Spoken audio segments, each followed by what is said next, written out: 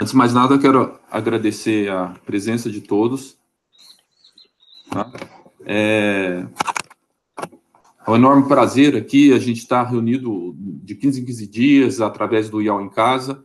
Então, já avisando que daqui a 15 dias vai ter um novo encontro com um novo convidado, que eu, junto com o Manuel está ajudando a entrar em contato para a gente acertar um nosso novo encontro, tá?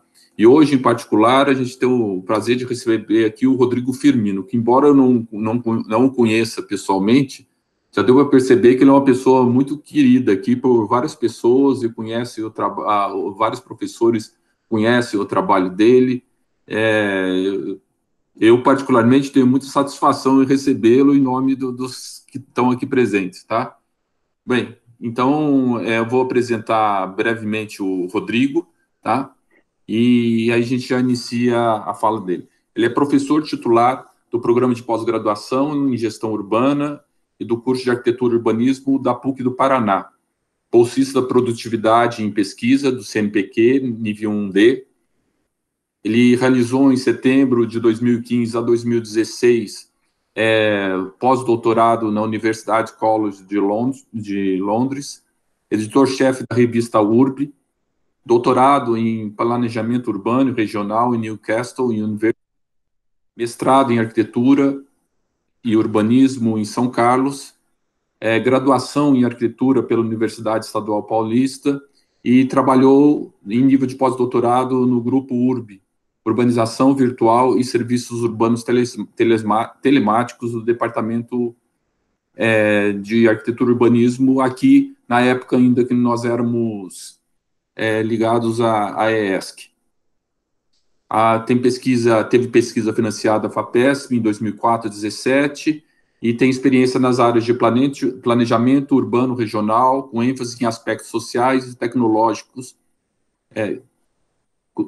do planejamento urbano e regional. Ok? Bom, então, é um prazer aqui mediar esse reencontro aqui, e a fala dele traz algumas questões que eu acho que deve ser de interesse aqui para todos nós, tá? Pensando essa questão das novas tecnologias, tanto no sentido de manipulação, controle, mas também de criação de redes de solidariedade. Eu acho que vai ser um tema bem interessante a gente poder estar aqui, discutir e escutá-lo, a sua apresentação. Bom, gente, boa tarde a todos. Segue o Rodrigo. Então, Luciano, só antes de começar a falar e agradecer e tal, eu posso compartilhar minha tela aqui, né? Posso fazer uma apresentação aqui de slides, pode, né? Pode. Vamos ver se funciona isso.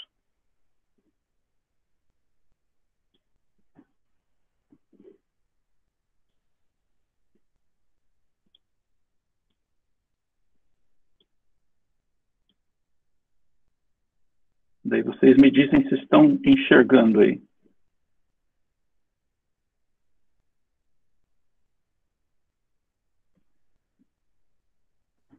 Tá ótimo. Tá, sim. O único problema é que eu vou... Não é um problema, né? Mas enquanto eu estou apresentando aqui, eu não vejo o chat, então se aparecerem perguntas, eu não vejo a tela do Meet, né? Então se aparecerem perguntas... Minimiza a tela do PowerPoint e coloco ela minimizada do lado da tela do Meet. Entendeu? Minimiza o Google Chrome com o Meet e minimiza a tela do PowerPoint e coloca uma do lado da outra. Você diz reduzir o tamanho da janela? Tamanho da janela.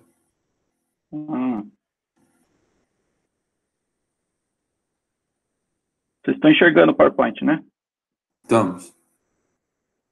Tá, mas eu não consigo apresentar assim, né? Aí, sem problema. Assim já tá expandido, já está ocupando a tela toda. Bom, tudo bem. Eu não vejo vocês no Meet, mas não tem problema. Depois a gente fala aí sem os slides, tá bom? Rodrigo, qualquer coisa, qual relação às perguntas durante a tua fala, eu vou estar aqui gerenciando, tá? E na medida que as pessoas forem fazendo, isso inclusive já gostaria de falar para todos. Quem tiver interesse de fazer perguntas durante a fala do Rodrigo, escreva no chat que aí eu já deixo registrado, inclusive, a ordem das perguntas, tá? Aí depois que ele terminar a fala, aí nós abrimos para fazer perguntas verbais também. Então você não se preocupe, pode deixar maximizado, mesmo que você não veja os demais participantes, e eu vou gerenciando essas perguntas para você, tá? Beleza, tá bom.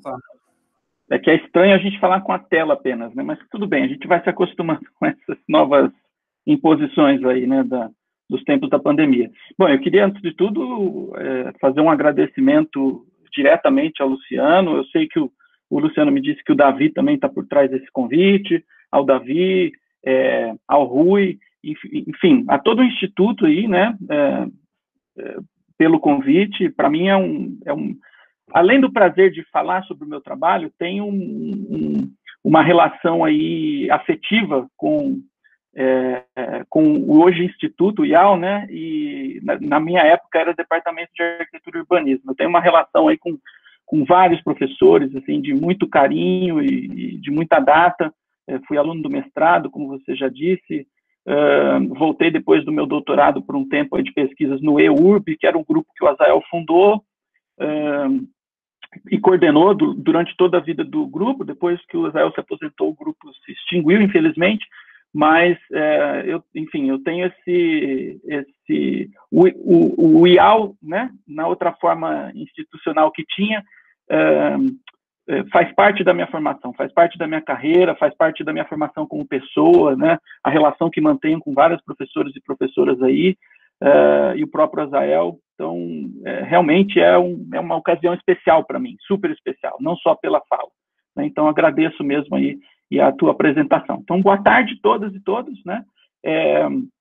Como o Luciano já colocou, eu vou buscar aqui resumir em cerca de 40, 45 minutos.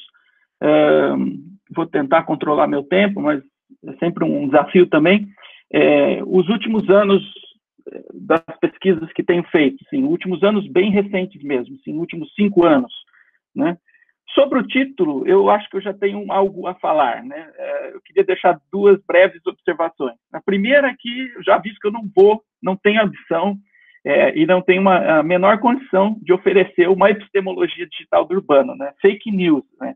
Na verdade, propaganda quase enganosa. Não é enganosa porque, obviamente, que há uma relação entre o que faço e essa busca, né, por um entendimento e por uma epistemologia digital do urbano, né? Então é isso que eu quero dizer.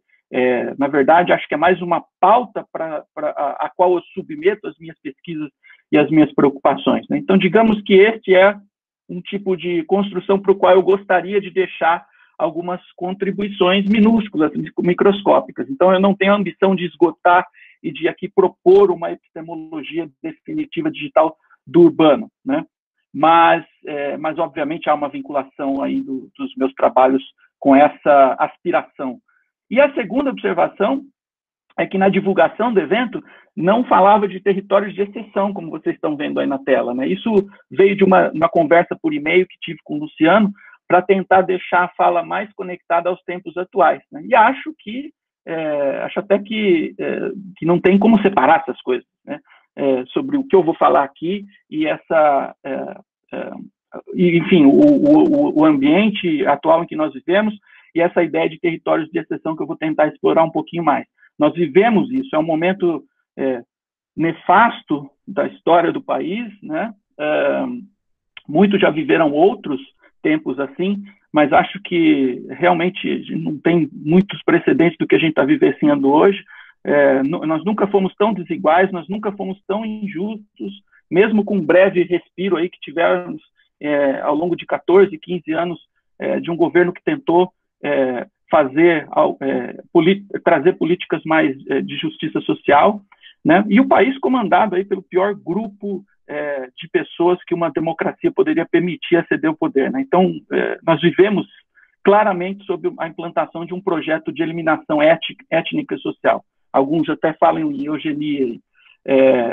Então, não há como falar sobre qualquer coisa de forma totalmente desconectada dessa realidade, né? Este é o contexto em que nós vivemos. E Mas como eu me propus a fazer uma breve reflexão sobre as minhas pesquisas dos últimos 5 anos, aproximadamente, essa também é uma boa oportunidade para mim, para eu mesmo, para eu organizar algumas ideias aí, né? A gente vai trabalhando e se envolve num projeto aqui, depois se envolve num projeto ali, em algum momento a gente tem que parar e fazer algumas reflexões. Acho que isso me deu essa oportunidade, né? Então, acho que nós poderemos ver, assim, focos diferentes nas minhas preocupações nesse pequeno período, nesse curto período, né, quando eu falo desses territórios de exceção. Ou, por um lado, eu vou falar um pouco de controle, por outro, eu vou falar um pouco de resistência. E eu espero terminar eu espero terminar essa mensagem com um pouquinho de otimismo, né, mesmo diante de tanta barbárie. Então, como a maior parte de vocês, acredito, né, ou pelo menos aí no âmbito do Instituto, a minha formação também é de arquiteto urbanista. Então, essa é a minha perspectiva de olhar, né? O meu trabalho como acadêmico, desde que me formei, tem uma concentração uma preocupação pela compreensão das relações entre o espaço e tecnologias que têm o digital a partir do entendimento de possibilidades de codificação, né? Então, tem o digital como categoria, desde a sua composição técnica e material, às implicações e manifestações para a vida em sociedade como um todo, né? Então, essa é a minha preocupação, essa relação. Então, ao buscar compreender essas relações que estão presentes aí, né, eu me tornei também mais interessado em processos de territorialização, ou então na identificação de múltiplas territorializações, com foco em territórios de exceção, no sentido empregado pelo Rogério Reisbart, ou seja, a exceção do controle material e biopolítico, tornando-se regra de gestão e construção de territórios estigmatizados. E eu vou até já abrir com uma citação do próprio Rogério,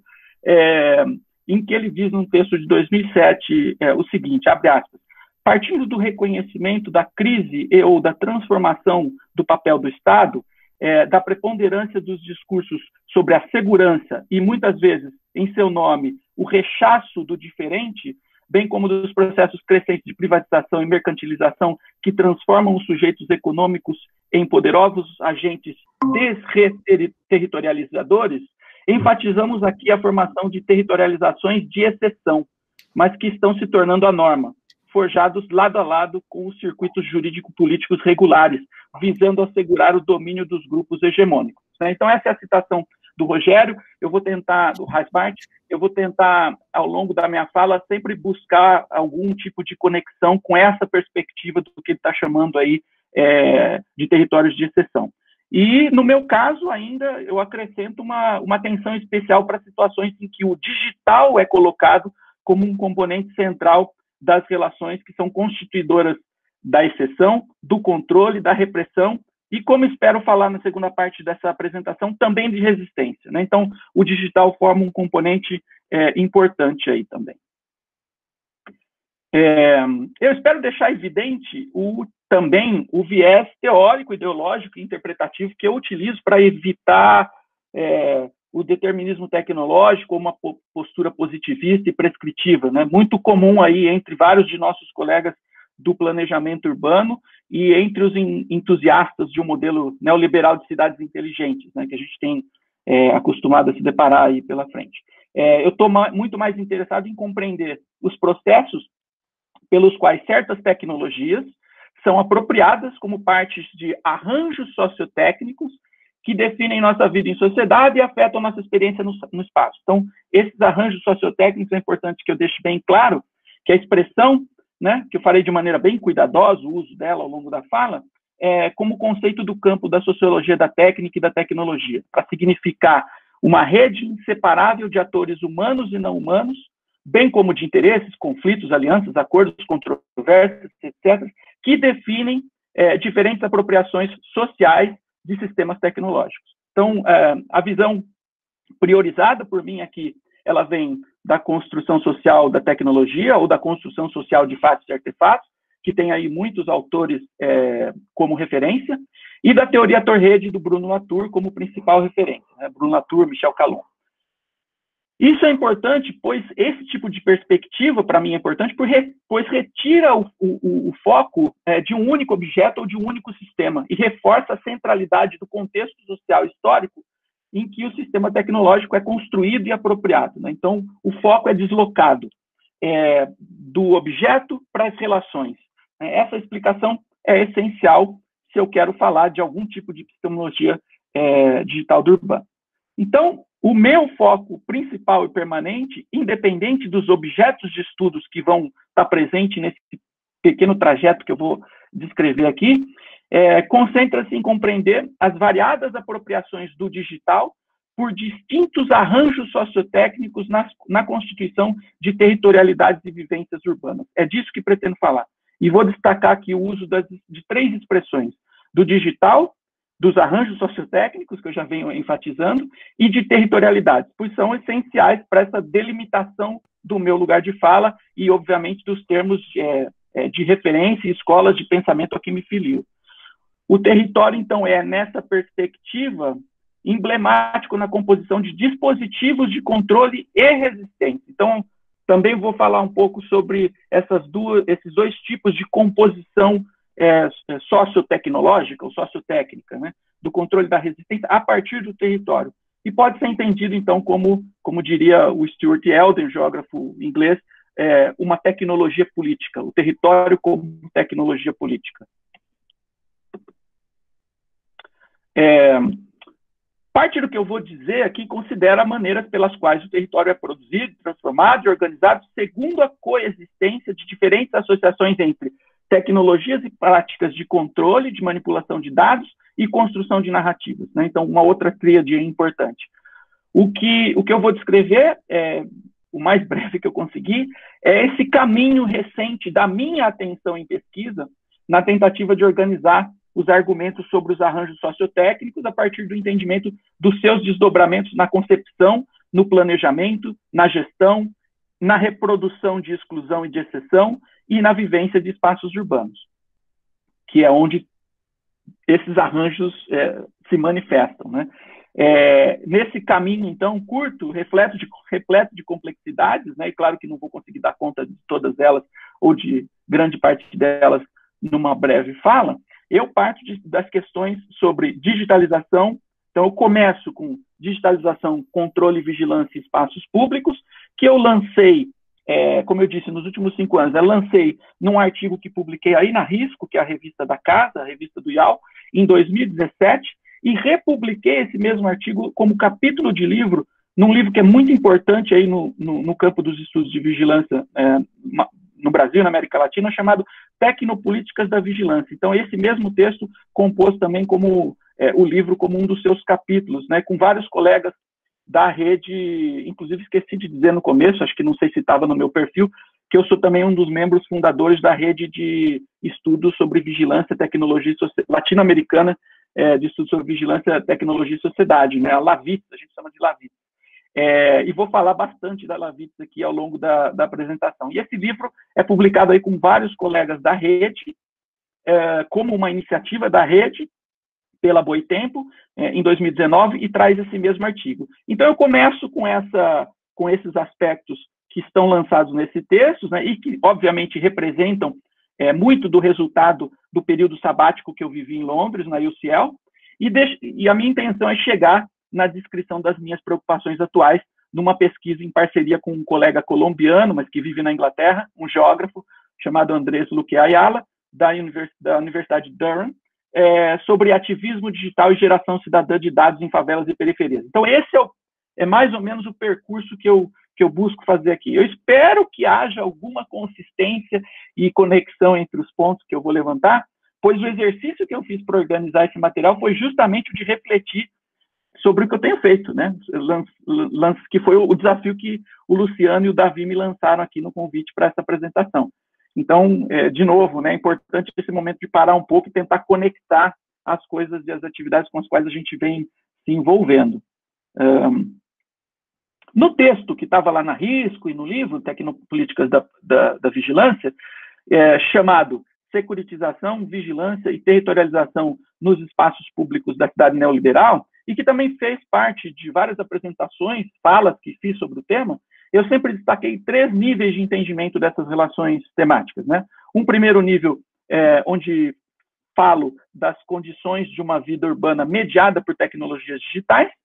Um segundo, da constituição de territórios urbanos a partir de aparatos tecnológicos e legais que levam a um maior controle de fluxos e fluxos na cidade e resultam, portanto, num aumento de processos de segregação e discriminação. E um terceiro, de uma possível desintegração da natureza coletiva do espaço público, justamente pelo avanço de estratégias, algumas vezes tácitas, outras vezes explícitas, de tipos de apropriação privada dos espaços públicos, apoiados pelos aparatos tecnológicos que acabo de mencionar, e que muitas vezes contam aí com um olhar desviado do Estado, ou seja, como se as coisas estivessem tudo bem. Eu vou fazer esse rápido resgate dessas três dimensões, né, dessas questões, para então avançar para a pesquisa atual. E vou fazer isso bem mais rapidamente do que costumo fazer numa fala específica dessa parte da pesquisa. Então, ainda relacionado à ideia de arranjos sociotécnicos, eu pontuava no texto a necessidade de uma compreensão, e acho que isso vem lá da minha época de EURB e tal, das minhas preocupações iniciais com essas relações entre espaço e tecnologia, a necessidade da compreensão do estágio de imbricação de processos e tecnologias digitais em uma infinidade de relações e transações humanas da atualidade, né? Nem preciso dizer isso diante do momento em que a gente vive, assim, quase que dependente desse tipo de interação, né? O nosso modo de vida em vários casos, como eu disse, dependente de dados, de sistemas e algoritmos para funcionar. Eu não estou falando só dessa interação virtual que nós estamos tendo agora no momento, mas de uma compra por cartão de crédito, ou enfim, vou dar alguns exemplos aqui, né? Então, há essa dependência cada vez maior, cada vez mais evidente de dados e sistemas e de algoritmos para o que a gente tem aqui funcione. Seja pelo conforto dos que têm recursos para usufruir do acesso e da velocidade dessas condições, como muitos dos que estão aqui na sala hoje, né? A gente tem, muitos de nós ainda têm aí um emprego, um salário e condições de participar desse tipo de conforto, ou seja, pela reprodução e ampliação de processos de exclusão e discriminação, né? Dependente dessas mesmas relações tecnológicas. Então, esses processos todos, mediados por dados e informações, e nós mesmos, na verdade, nos tornamos uma combinação de números e códigos, né? A partir da mediação pela identificação, né? Ou o que a gente faz com ela. Então, essas coisas tornam-se absolutamente dependentes, né? E das combinações numéricas e dos algoritmos. Então, por exemplo, para citar alguns exemplos de números que nos representam, né? RG, CPF, título de eleitor, cadastro único, etc., etc. Todos esses são expressões algorítmicas ou numéricas que podem fazer parte de algoritmos que nos representam em várias situações. Elas tomam parte da nossa identidade para mediar certas situações da vida cotidiana, de inclusão ou de exclusão de acesso a oportunidades na cidade, por exemplo. E isso fica, para tomar um exemplo bem contemporâneo, fica evidente, né, na dificuldade que várias pessoas estão tendo em receber o auxílio emergencial de R$600, quando exige-se, por exemplo, isso foi discutido pela Justiça, pelo STF, exige-se a regularização do CPF e coloca-se isso sobreposto às próprias situações e condições materiais de absoluta precariedade das pessoas que dependem desse auxílio, né? Então, há aí uma disputa e uma tensão muito forte entre a corporidade, né, do que nós somos e os dados que nos representam. Não é a matéria principal aqui, então é só uma pincelada, certo? A Dana Cuff diria que isso é uma computação, esse período e essas características compõem uma computação espacialmente incorporada.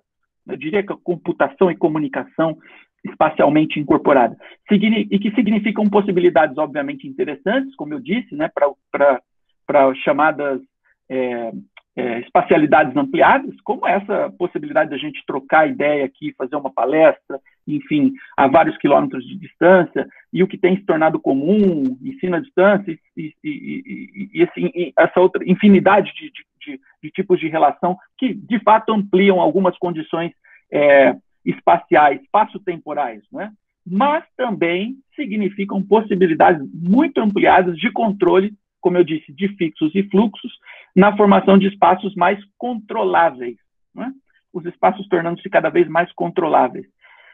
Isso tem implicação direta na redefinição de fronteiras e de limites territoriais, que passam a ser mais flexíveis, ao passo em que se sofisticam também as estratégias de controle de acesso e circulação, né? Então, aí é que as coisas vão tornando-se cada vez mais complicadas. Então, destaca-se o papel, obviamente, de territórios e de fronteiras em ambientes cada vez mais controláveis, nos aproximando dos conceitos de, por exemplo, sociedade de controle, de Deleuze, ou estado de exceção do Agamben, né, recuperado lá pelo Haas-Bart em territórios de exceção no começo, como eu citei. Ou seja, a definição de limites físicos ou digitais é uma característica fundamental de territórios contemporâneos. Então, a gente não está falando só do acesso do corpo, a gente está falando do acesso também às representações desse corpo, a várias oportunidades na cidade e na sociedade contemporânea, né? E quem define e controla a porosidade dessas fronteiras, obviamente, exercita controle sobre o próprio território, né?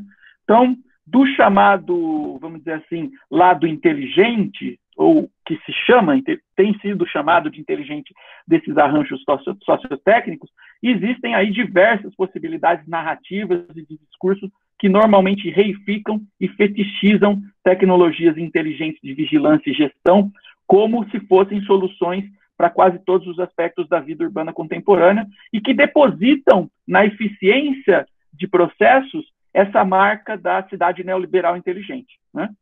Então, por um lado, portanto, temos assistido à ampliação de possibilidades de controle de vários aspectos do funcionamento e da rotina das cidades, como mostra aí o Centro de Operações do Rio, né? Do ponto de vista da gestão, onde o poder público normalmente se alia, em muitos casos, como esse, inclusive, a representantes poderosos da indústria tecnológica. Mas, para fechar essa parte do digital, né, por outro lado, há também a miniaturização e a dispersão de ferramentas digitais, né, que são cada vez mais conectadas e alimentadas por quantidades inimagináveis de dados, como eu venho colocando, e proporcionam outro tipo de controle, em rede, descentralizado, parte de uma vigilância distribuída, para citar aqui uma expressão da Fernanda Bruno.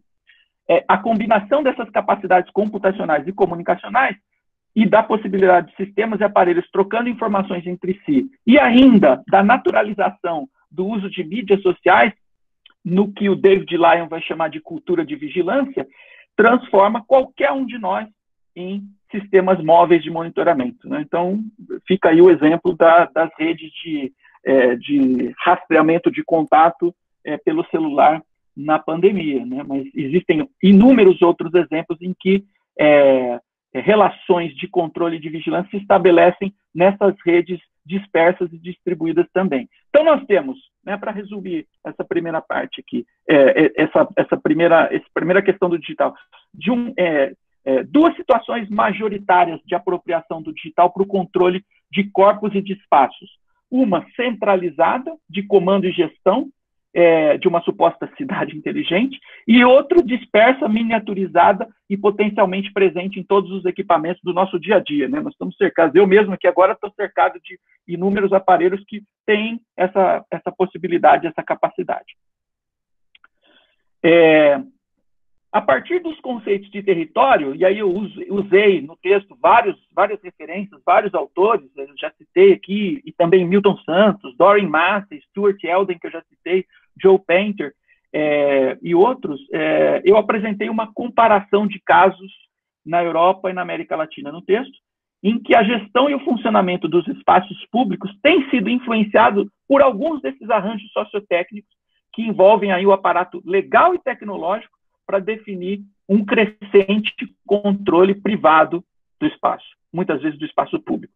Então, no caso das cidades europeias, eu citei exemplos de operações urbanas, e isso já está chegando na América Latina com força há algum tempo, e já existe há muito tempo nas cidades europeias e do norte, né,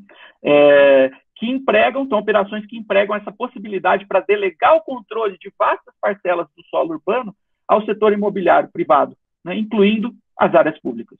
Eu falei, por exemplo, sobre os chamados POPs, né, espaços públicos privatizados, ou privately owned public space.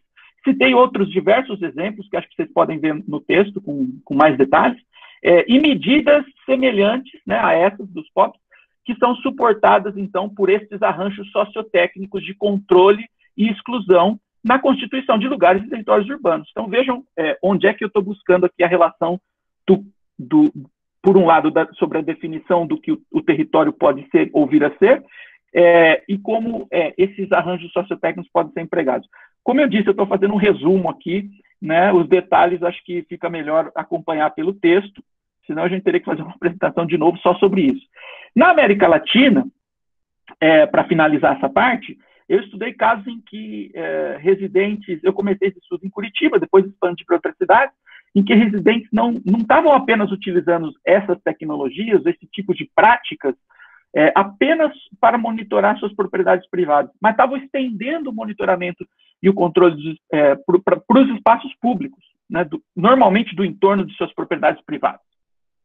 E daí tinham agravantes, como, por exemplo, empresas de segurança privada que se apropriavam da mesma liberdade, anunciando e delimitando aí áreas sob seu controle, como se isso fosse responsabilidade oficial dessas empresas, né? Como nessa imagem aí, uma imagem super recente aqui do bairro onde eu moro, em Curitiba, né?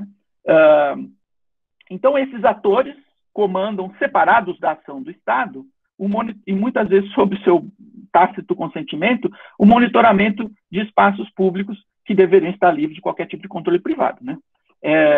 Nessas situações, então, eu questiono o tipo de pressão que é imposta ao espaço público a partir dessas constituições territoriais e do uso desses arranjos sociotécnicos.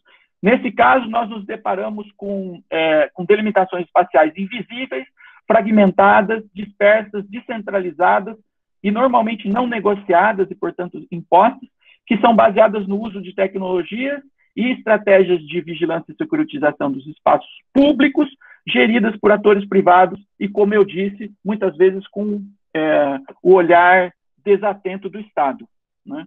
Então, há uma questão fundamental de legitimidade nessas ações, que podem ser questionadas a partir das territorialidades criadas, né, dos territórios que são da multiterritorialidade, para usar o Hasbart de novo, que são impostas e criadas, e das seguintes indagações, por exemplo. Que tipo de território está sendo construído nas porções do espaço cobertas pelo campo de controle desses olhares privados sobre as áreas públicas?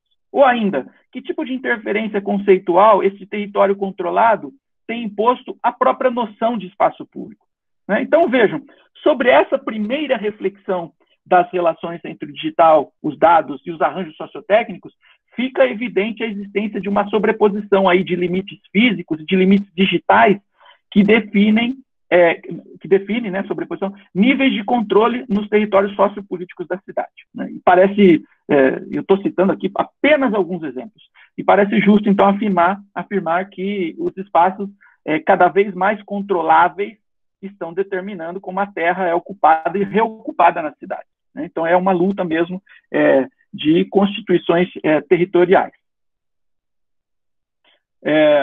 Bom, a partir de agora, como eu disse, é um percurso, né? A partir de agora, eu vou falar sobre o deslocamento do meu olhar e o deslocamento do meu objeto de pesquisa, mas não dos meus temas estruturantes, não dos temas estruturantes que eu já vinha descrevendo, né? Então, eu continuo interessado nas intersecções entre natureza dos territórios e o uso de arranjos sociotécnicos específicos de segurança e vigilância, por exemplo, na gestão dos espaços públicos. Eu sigo pesquisando e orientando trabalhos nessa área, talvez com um pouco com menor intensidade, pois eu me envolvi recentemente numa outra pesquisa, né? Todo mundo aqui, ou quase todo mundo aqui, sabe que muitas vezes a gente as nossas preocupações e a nossa pauta de pesquisa, ela é, às vezes, guiada pelas oportunidades, por exemplo, de financiamento que a gente tem, né? Como é que a gente consegue viabilizar certos estudos, né? Então, desde que a gente não faça deslocamentos de interesse aí,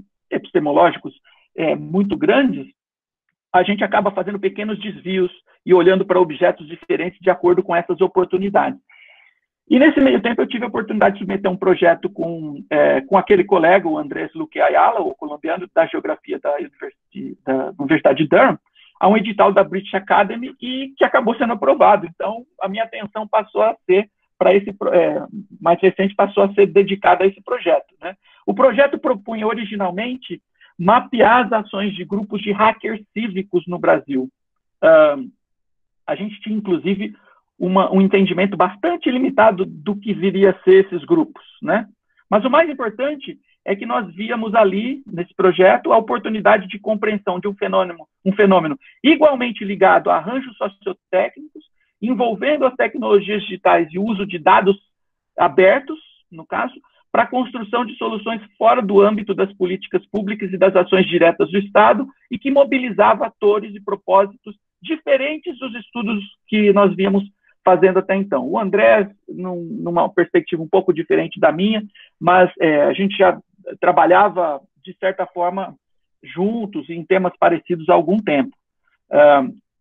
Então, ainda havia também, né, um componente territorial muito forte como condição e manifestação das relações entre o digital, o urbano, a gestão do espaço e os territórios de exceção. Então, esses são os pontos comuns. Eu acho que eu vou falando coisas aqui, me adiantando, que vão ficando vão ficando mais claras a partir do momento em que eu vou descrevendo o projeto e dando alguns exemplos, tá? Então, pode ser que eu esteja me adiantando aqui em algumas avaliações do projeto e da nossa visão, mas isso acho que vai ficando mais claro a partir do momento que eu for dando os exemplos. Bom, o objetivo, então, revisto da pesquisa é examinar o papel de ferramentas digitais e do ativismo na redefinição da relação entre o urbano e fluxos ecológicos por meio da atuação de movimentos de hackers cívicos no Brasil. Esse é o objetivo oficial e que ficou consolidado da pesquisa. Fluxos ecológicos, é importante que se diga, neste caso, numa perspectiva teórica da Urban Political Ecology, ou seja, são entendidos como todos os fluxos da cidade, mas majoritariamente aqueles correspondentes a redes ou grandes redes de infraestrutura, como água e esgoto, por exemplo. E vocês vão perceber que é aí que também tem uma ligação importante com o projeto e o estudo de caso atual.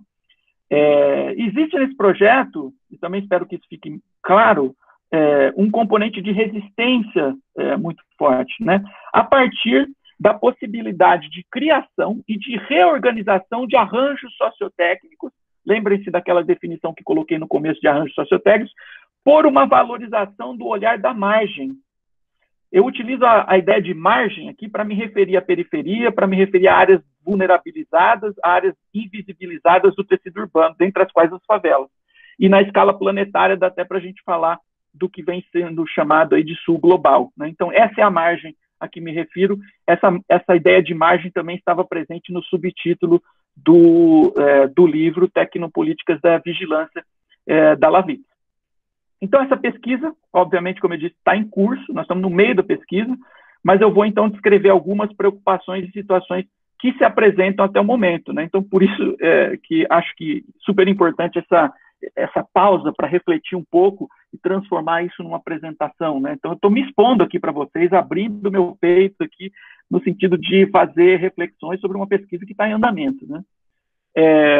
Como eu disse, algumas dessas questões, elas não estavam tão claras para nós no início da pesquisa, né? Então, essas questões que eu acabo de colocar, de resistência e das conexões todas. Havia um interesse inicial em investigar de maneira mais abrangente formas de ativismo digital mais relacionadas a grupos como que estão envolvidos em hackathons, a cultura maker, coletivo de hacker, o movimento software livre e outros esforços experimentais que estivessem trabalhando aí com dados, no caso, especialmente dados abertos, para criar soluções chamadas alternativas para problemas urbanos, né? Então, nós fizemos um levantamento, a gente começou a pesquisa com um levantamento dessas iniciativas no Brasil, que apontou aí basicamente dois aspectos fundamentais, que eu acho que vocês vão ver também que se relacionam com o desenrolar da pesquisa e a mudança de visão, né? Um primeiro aspecto que é o seguinte: nos espaços do ativismo digital do tipo que eu acabo de listar, né, hackers, makers, etc., processos ligados ao uso de dados e ao digital que definem as formas pelas quais a cidade pode ser entendida, apropriada, negociada, disputada, né? Então, é uma lente de visão, uma lente de interpretação, a partir da qual as relações urbanas passam a ser entendidas, né? O dado, o digital. E segundo, salvo algumas exceções, então eu estou falando de dois aspectos que foram constatados a partir desse levantamento inicial que nós fizemos. Então, segundo, salvo algumas exceções, em que há uma separação entre, isso ficou muito claro para a gente, nos vários movimentos que nós estudamos, uma separação entre, por um lado, questões que podem ser tratadas e talvez resolvidas por intervenções digitais, simplesmente digitais, e, por outro lado, problemas, atores e territórios mais tradicionalmente enraizados nas lutas urbanas ambientais. Vejam, ambos esses aspectos, esses lados, ligados de alguma forma a tecnologias digitais, mas com essa diferença fundamental, para nós fundamental. Para dar conta dessas tensões e ter mais clareza sobre as questões que a gente queria responder, então nós estabelecemos, a partir dessas constatações, a distinção entre duas categorias de atores, né? Nisso que nós estávamos chamando lá no início de hackers cívicos. Uma que seria o digital como forma de ativismo, então vejam, o digital como forma de ativismo, e nós chamamos isso de intervenções movidas a dado, e uma outra onde há um encontro do digital com formas pré-existentes de ativismo, e nós chamamos isso de intervenções situadas. Então, para nós ficou muito clara essa distinção, onde o digital passa a ser, por um lado, grupos que se juntam para desenvolver um aplicativo para monitorar, por exemplo, o trajeto de ônibus na cidade, e, por outro lado, uma luta mais consolidada, estabelecida ao longo do tempo, que passa que se encontra com o digital em algum momento, né? Então, estabelecem-se nesse outro lado lutas históricas por direitos e infraestruturas urbanas com o suporte de tecnologias digitais e trabalho com dados. Então, essa divisão para nós é muito importante, porque, obviamente, este segundo grupo de intervenções situadas passou a ser o interesse central da nossa pesquisa. Nós gastamos muito tempo, na verdade, estudando formas de ativismo como aquele esse ilustrado aí na imagem, né? De hackers, de makers, desenvolvedores de aplicativos, que normalmente, na nossa constatação, tem pouca ou nenhuma ligação com o território, um desinteresse por reflexões e resolução de problemas mais profundos da sociedade e da cidade, um perfil de empreendedorismo digital e descompromissado, de certa forma, estou exagerando aqui uma caricatura, e uma natureza efêmera que, para nós, também dificultava o fato de estudá-las, né? Então, normalmente, eram grupos que se reuniam, desenvolviam algum projeto, poderia ser num hackathon ou algo semelhante, e depois se dispersavam, né? E a gente não tinha essa permanência necessária para se estudar etnograficamente essas ações e esses grupos, né? Bom, a nossa intuição sobre a segunda categoria de atores, que é as intervenções situadas, ela se confirmou a partir do momento em que nós encontramos e passamos a entender, então, de alguns encontros, interações que se desenrolaram a partir daquele levantamento inicial, conversa com pessoas da área, com colegas que trabalham o assunto. Então, nós descobrimos encontramos, né? Não descobrimos, encontramos e passamos a entender melhor um grupo que atua no Complexo da Maré, no Rio de Janeiro, chamado Data Lab, né? Que passou a ser o nosso estudo de caso, e eu vou explicar também que passou também a ser nosso parceiro numa estratégia metodológica que está nos colocando vários pontos de interrogação e que mistura um pouco de pesquisação e muito de observação participante e etnografia, né? O Data Lab surge, no escopo dessas comparações que eu fiz, como uma plataforma urbana situada que desafia e transcende as epistemologias tradicionais e orientações políticas associadas aos domínios dos grupos de hackers cívicos tradicionais, né? Ou aquele outro grupo que eu fiz na comparação. Eles se definem como, abre aspas aqui para o pessoal do Data Lab, um laboratório de dados e narrativas sobre periferias localizado no Complexo da Maré. Óbvio que isso fecha aspas, é uma definição bem enxuta de tudo que eles podem fazer e de tudo que eles representam, né? Como que eu acho que vai ficar claro nas descrições que eu vou fazer aqui. É um grupo de mídia, dados e educação que é formado no momento, acho que por cerca de 15 jovens. A última vez que falei com o Gilberto, que é um dos coordenadores, acho que esse era o número que se tinha, 15 jovens de diversos territórios e repertórios, e que pode ser entendido como um desses novos movimentos sociais organizados pela juventude, e que, a partir das suas próprias referências conceituais, estéticas, né, e que aproximam tecnologia e consciência de classe, empoderamento racial, de gênero, de políticas públicas, direitos humanos e uma horizontalidade organizacional, né? Isso fica muito evidente a partir do momento em que se conhece a maneira como o grupo se estabelece, as dificuldades que o grupo teve para se formar e se manter, e nas operacionalidades do dia a dia do grupo, né? Então, a partir de uma etnografia do Data Lab, essas características todas vão ficando evidentes.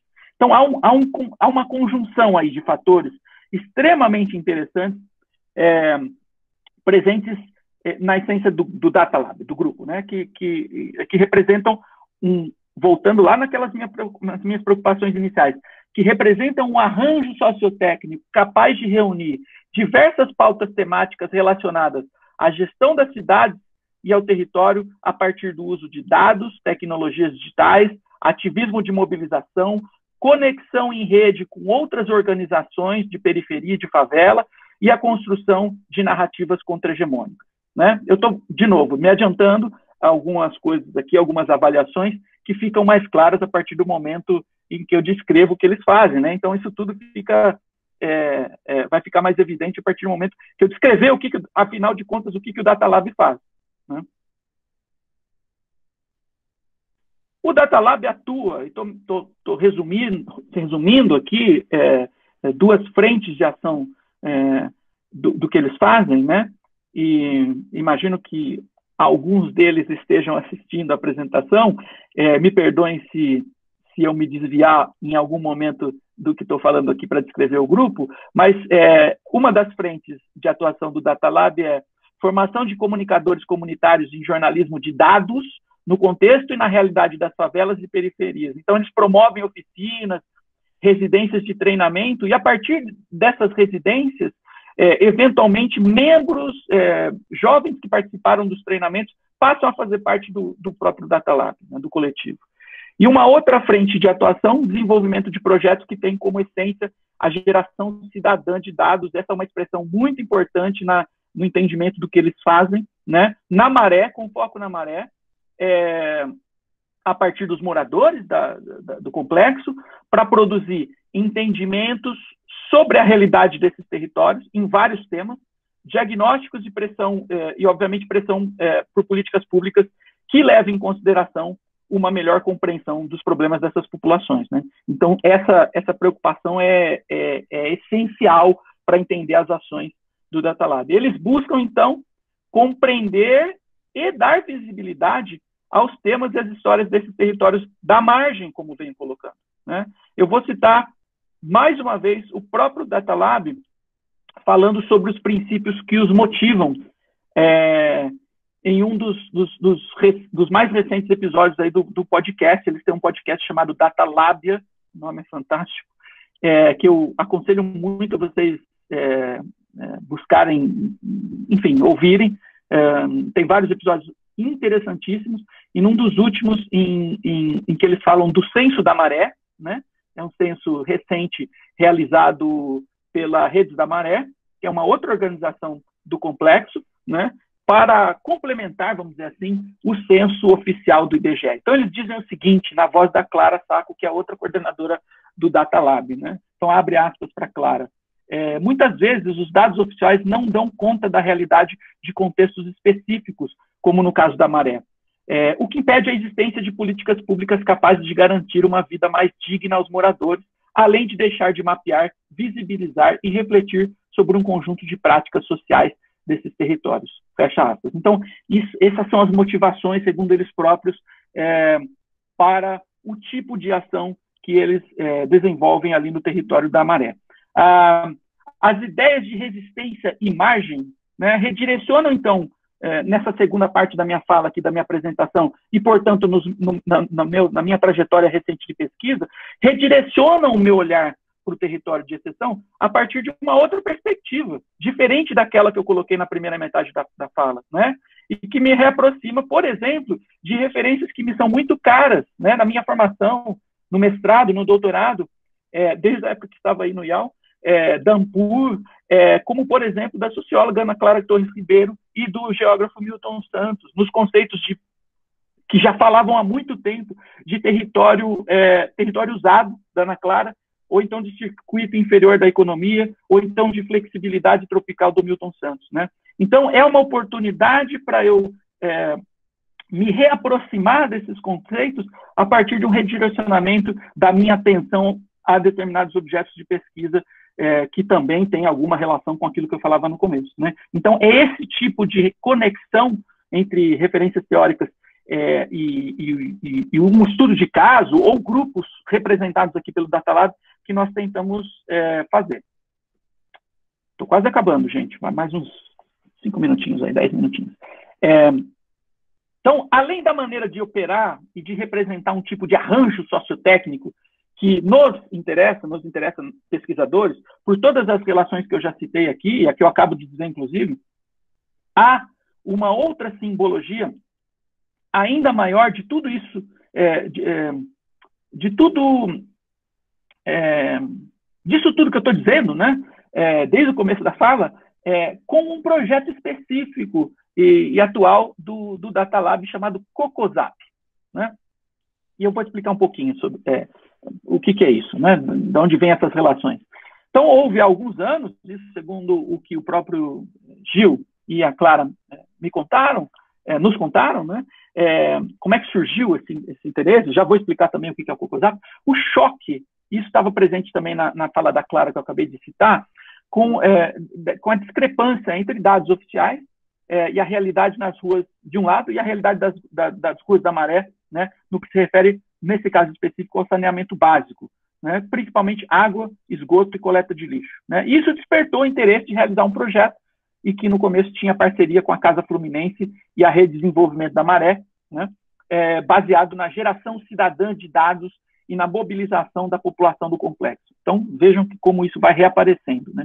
A ideia inicial era gerar dados e promover discussões sobre saneamento, desnaturalizando a falta ou então a baixa qualidade desses serviços e materializando, isso é tão importante, e materializando os seus componentes, os componentes do saneamento ou dos problemas de saneamento, os atores do saneamento. Quem é que faz política de saneamento? Quais são os componentes técnicos, etc., etc. As controvérsias, né, como a recente controvérsia da água da SEDAI, que só chegou ao Jornal Nacional a partir do momento em que a água da Zona Sul do Rio de Janeiro ficou ruim, né? Mas quem lida com saneamento em favelas e periferias sabe que a água é ruim há muito tempo nesses locais, nesses territórios. Então, quando se desnaturaliza esses componentes todos deste arranjo sociotécnico, então há uma possibilidade de se discutir e de se criar uma consciência para questionar políticas públicas, por exemplo, né? Um olhar mais ligado aqui à ciência, tecnologia e sociedade, um olhar mais laturiano, diria que o que eles estão propondo e o que eles estão fazendo é abrir a caixa preta do saneamento na Maré, a partir do CocoZap, né? Com todas essas ações. Isso é necessário justamente para disputar a posição e poder na política de saneamento, que está sempre sendo construída, está constantemente sendo construída, e que precisa ser desafiada a partir de outros diagnósticos e narrativas.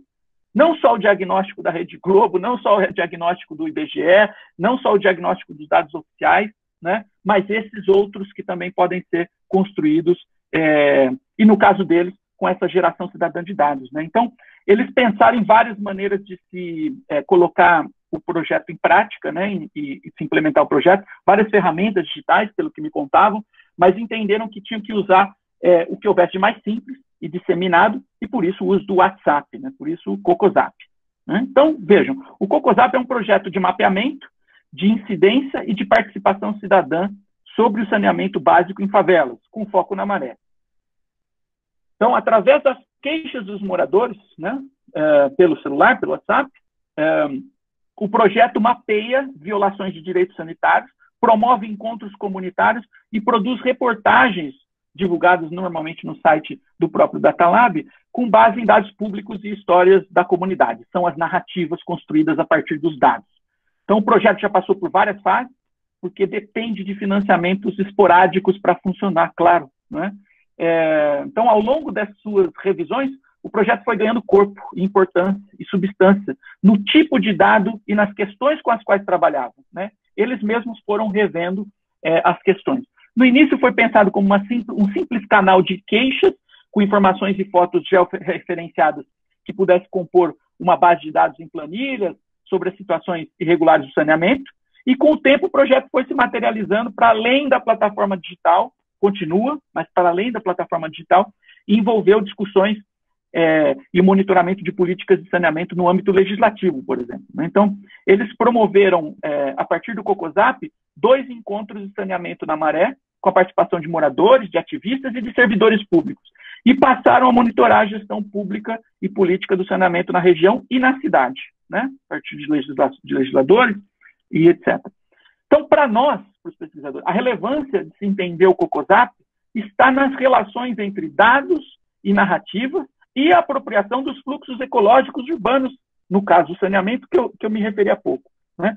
Justamente para a compreensão de formas de ativismo político e de um reposicionamento epistemológico das questões urbanas no corpo e no território da margem, né? Então, essa é a importância, é assim que nós vemos a importância de entender esse processo, digamos que materializado a partir do projeto COCOSAP, né? O que a gente quer fazer, na verdade, é entender todo o movimento representado pelo Datalab, mas que se materializa nesse projeto específico e, portanto, tem essa importância de um olhar reposicionado, epistemológico das questões urbanas no corpo e no território e nos problemas do território da margem. Mais recentemente, e aí agora eu entro na última parte onde eu descrevo a nossa relação, que se tornou muito mais próxima, mas antes da pandemia, né? Recente, mas antes da pandemia, o projeto ele tomou rumos completamente inesperados para nós, né? Em dezembro de 2019, quando estávamos lá num trabalho de campo, estávamos na Maré, no Rio, com encontros e tal, naquela época, em entrevistas com o pessoal do Datalab, ficou claro que o COCOSAP corria risco de ser suspenso ou finalizado pela falta de financiamento, que pudesse, por exemplo, manter a equipe que era dedicada à coleta e tratamento de dados, né? Então, poderia ser que ele fosse suspenso se não tivesse gente suficiente para trabalhar no projeto. Então, houve uma aproximação entre o nosso projeto de pesquisa e o Datalab numa configuração de parceria que foi possível usar recursos da nossa pesquisa, né? Então, nós reestudamos ali possibilidades no orçamento da pesquisa para financiar 3 bolsas de estágio por 6 meses, especificamente focados no COCOSAP. Então, foram selecionados localmente 3 jovens moradores da região, a Samanta, o Breno e o Adriano, que estão aí nessa foto, junto com 2 membros permanentes do Datalab, que é a Juliana e a Clara, que passaram a ficar responsáveis pela mobilização e organização dos dados, pela reorganização técnica da plataforma e pelo monitoramento de políticas públicas de legislação de saneamento no Rio. Essas eram as 3 frentes de ação iniciais, originais, desses estagiários no projeto. A nossa equipe de pesquisa passou também a contar. Nós já tínhamos uma pesquisadora associada daqui de Curitiba, uma ex-doutoranda minha, Tarsila, trabalhava conosco no projeto, mas a partir dessas reconfigurações ficou muito claro para a gente que nós precisávamos de alguém muito próximo do território, né? E a Tarsila, morando em Curitiba, não conseguiria ter essa proximidade. Então, a Iris Rosa, que é uma doutoranda de Sociologia da UFRJ, e nos acompanha aí, passou a fazer parte da equipe, como pesquisadora associada, da nossa equipe de pesquisa. Só que ela tem uma difícil tarefa de construir, na verdade, a ponte entre a nossa pesquisa e o Datalab, né? Inclusive, ela tem mais contatos diários com o pessoal do Datalab do que com a própria equipe de pesquisa, né? Então, o que ela faz? Ela coordena o trabalho de campo dos estagiários. Então, ela é membro da nossa equipe de pesquisa, entre aspas aqui, né, infiltrada ali no Datalab a partir do COCOSAP. Então, quando os trabalhos começaram, quando os estagiários foram selecionados, começaram o treinamento, começaram a definir frentes de ação, etc., chegou o Covid-19, chegou a pandemia do coronavírus, que impôs uma nova releitura para tudo isso, né? A mobilização da população sempre fez parte de todas as fases do projeto. Isso é muito evidente, né? A necessidade de se mobilizar a população no território. Mas diante da impossibilidade das articulações corpo a corpo, o arranjo sociotécnico que sustenta o COCOSAP e, obviamente, indiretamente, os próprios problemas de saneamento da maré ou as próprias ações do DataLab precisou ser reconsiderado. Então, desde a implementação das medidas de isolamento social no Rio, o grupo, né, tem se articulado para produzir narrativas sobre a centralidade dos debates e dos dados envolvendo a precarização dos serviços sanitários nas favelas do país e as consequências disso para a saúde das populações mais vulneráveis. É isso que eles têm tentado refletir sobre. A ideia, então, é promover reflexões a partir de um acompanhamento um pouco diferente do que a gente tinha planejado, que é um acompanhamento a partir de entrevistas com as famílias que já faziam parte da rede de queixas do projeto.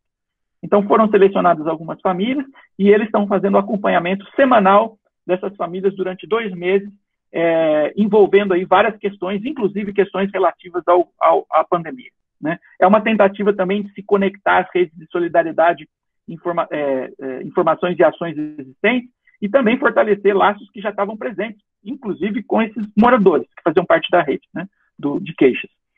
Ou seja, além das questões relacionadas à investigação, né, nosso lado da pesquisa, suas implicações teóricas e essa tentativa de pensarmos um reposicionamento epistemológico das questões urbanas, que já eram questões profundas o suficiente, há um outro desafio colocado, né? um desafio muito evidente, metodológico, a partir do momento em que nós, pesquisadores, nos tornamos parte do próprio COCOSAP, né, nessa parceria. Então, técnicas de etnografia, observação participante, se misturam aí com pesquisação e resultam em algo que a gente ainda não sabe direito definir e como é que nós vamos depois trabalhar isso no projeto. Isso é algo que a gente está pensando, mas achamos que valia a pena esse desafio. Penúltimo slide, estou concluindo. Como eu disse, trata-se de um estudo em andamento, né? Eu quero fechar, então, essa fala com algumas impressões e questões com as quais nós temos lidado, né? Sempre me expondo aqui, porque são questões muito abertas ainda.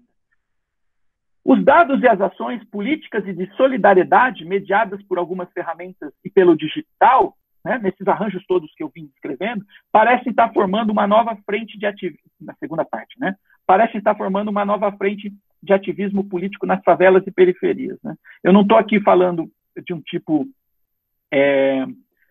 não estou falando de não estou falando de um tipo de luta que sempre esteve presente nesses territórios de sobrevivência, né? Há uma luta presente nesses territórios há muito tempo, não estou me referindo a isso, né? Mas várias iniciativas e organizações com tipos de ação similares ao DataLab atuais fazem parte do que tem sido chamado de revolução periférica dos dados. Eu vou colocar aspas aqui, porque essa expressão também super aberta, eu escrevi um texto para uma série da Alavit, aquela rede que eu falei, lançou uma série de textos e intervenções artísticas e tal, vídeos, entrevistas, sobre o Covid-19, chamada Alavit Covid-19.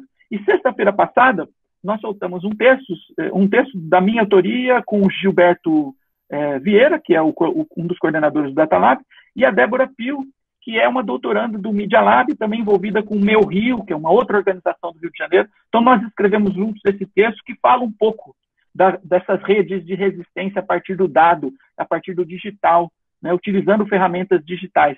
E a gente lança nesse texto essa possibilidade de uma revolução periférica dos dados, né, e que assume um papel importante no engajamento e na capacidade de incidência dos moradores da favela e periferias em políticas locais, né, que é aquilo que eu estava dizendo. O digital parece, então, ser um componente diferencial importante no âmbito de novas formas para compreender e valorizar processos de lutas por direitos invisibilizados e negligenciados por assimetrias de poder, principalmente, no meu caso, no nosso campo de investigação, né? No nosso aqui do IAL também. Né? Passa a ser importante, então, considerar a própria gestão urbana a partir das relações entre dados, narrativas, ativismo digital e infraestruturas urbanas, né? Para mim, essa relação passou a ser fundamental de ser compreendida, né? Essas relações, perdão. Então, aí me parece residir, portanto, né? Então, quando as pessoas vêm falar para mim de smart cities, cidades inteligentes, e vêm com aqueles modelos corporativos e tal, ou então tipo salas de controle do Rio, que me dá um pouco de aversão, né? Eu procuro pensar, então, uma outra forma, talvez mais interessante, de inteligência urbana, e o viés e a matriz que eu procuro, o filtro que eu procuro usar para entender essa inteligência urbana passa por esses aspectos, né? Essas ações e possibilidades de articulação, muitas vezes mediadas pelas tecnologias, como eu estou dizendo aqui, nem sempre, mas muitas vezes nesses grupos novos mediados pelas tecnologias, parecem se alinhar a um cenário de ruptura que se desenha meio à emergência de reação à pandemia. Eu estou falando aqui especificamente, emprestando um termo aqui, ou uma leitura, perdão, proposta pelo Rafael Evangelista, que é um outro colega da Lavitz, que antes de mim, num outro texto da série, lançou essa interpretação, essa possibilidade de 3 cenários a partir da pandemia, né? O texto chama, uma pergunta, a distopia da federação está a caminho? Né? E parte do pressuposto, então, tentando conectar as coisas aqui, de que a pandemia global inédita que a gente está vivendo é resultado de catástrofes ambientais, políticas e econômicas pré-anunciadas, né? Catástrofes ambientais, políticas e econômicas pré-anunciadas, e que agora exigem rupturas. Certamente é uma disputa injusta diante dos outros 2 cenários que o Rafael coloca. Eu recomendo que vocês leiam o texto. Um cenário de exceção, né, e um cenário de aceleração. E essas rupturas, obviamente, podem ser meio desorganizadas, caóticas, diante de estruturas que são criadas pelos sistemas financeiros e pelas grandes corporações, mas é nas periferias que as rupturas se tornam concretas. E eu vou aqui, de novo, resgatar a Ana Clara Torres Ribeiro pela ideia de território usado e pela ideia de humanismo concreto, né? Ela tem um texto muito interessante, né? Território usado e humanismo concreto, em que ela coloca essa possibilidade do território como fonte de resistência, né? E a construção de novas utopias, né? Então, há inúmeros exemplos que associam lutas históricas do gênero e raça à constituição de novos arranjos sociotécnicos e territoriais. Então, veja, essa é a novidade, né?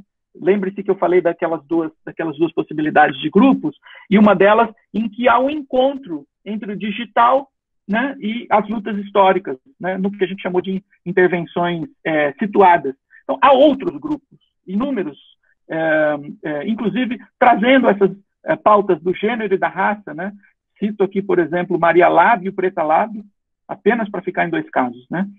Então, fica claro para nós a necessidade de entender o Data Lab em um contexto amplo de redes de solidariedade e agenciamento suportadas pelo trabalho com dados e construção de narrativas da margem como forma de produzir arranjos sociotécnicos de resistência. Retomando aqui a ideia de arranjo sociotécnico presente desde o primeiro slide, e de ativismo urbano.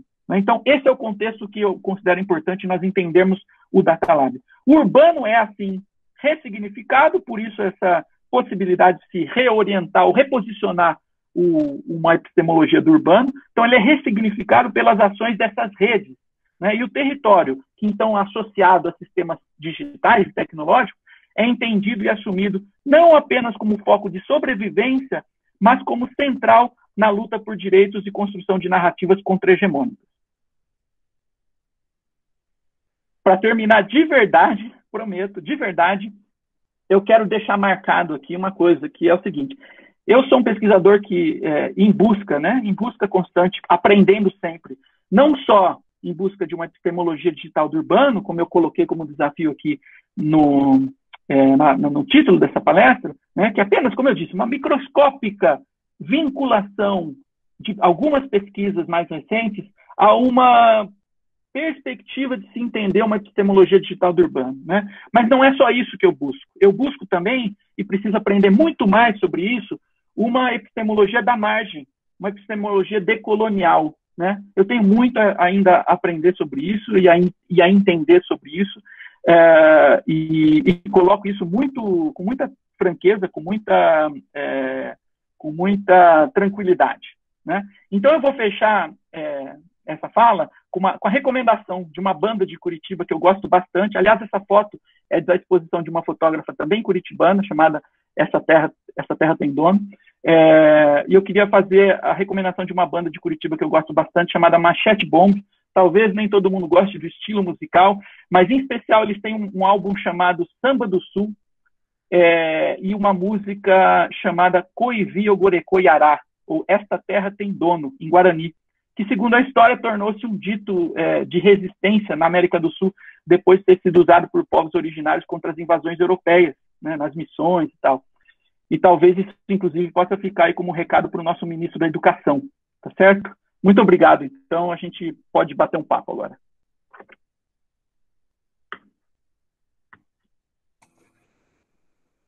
Bem, gente, foi um prazer aqui ouvi-lo, Rodrigo.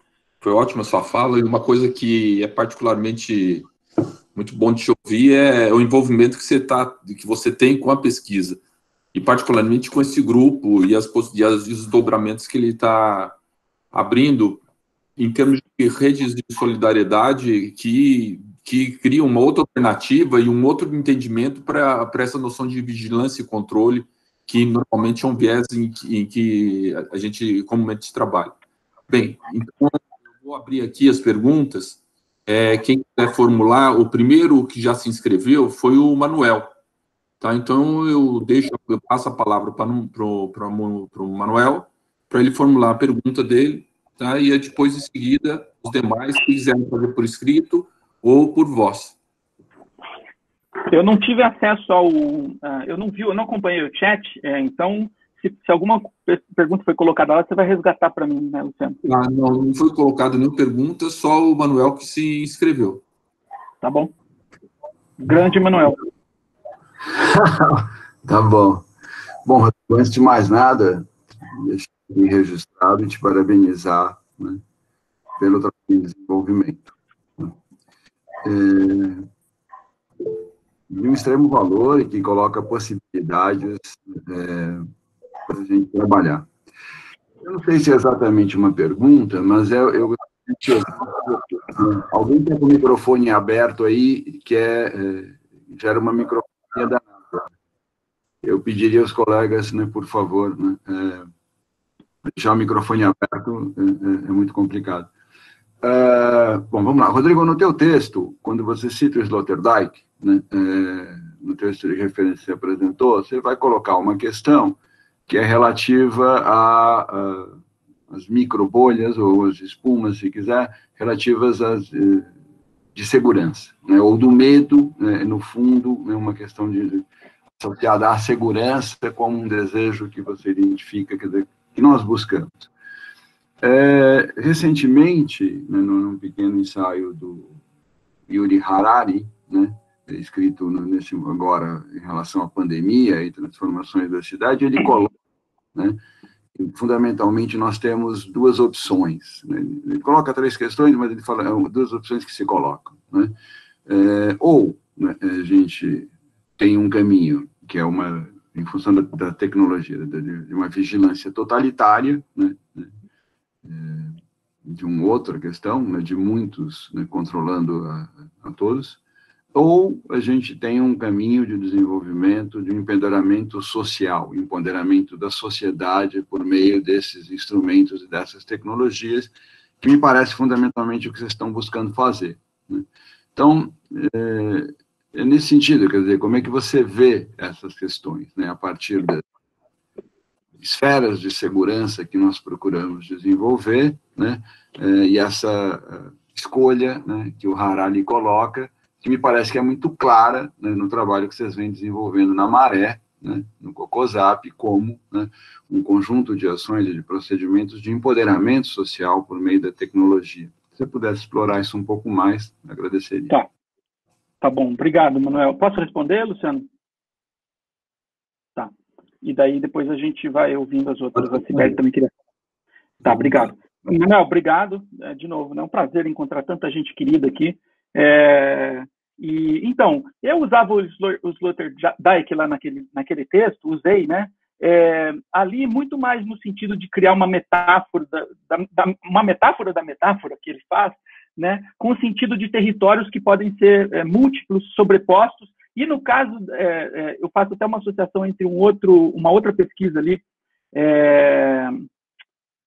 esqueci, Don Mitchell, é isso? Não.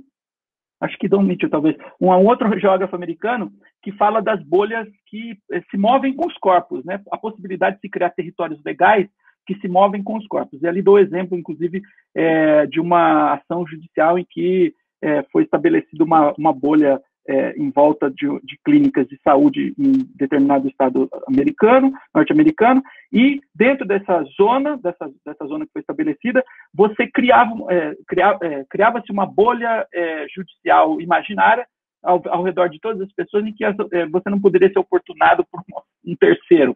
Enfim, eu fazia essas associações para entender essa multiplicidade de possibilidades territoriais, né? E, obviamente, algumas conexões com a questão da vigilância e controle. Agora, respondendo diretamente à sua pergunta, primeiro é o seguinte, eu acho que, primeiro, não dá para se falar uma coisa ou outra, né?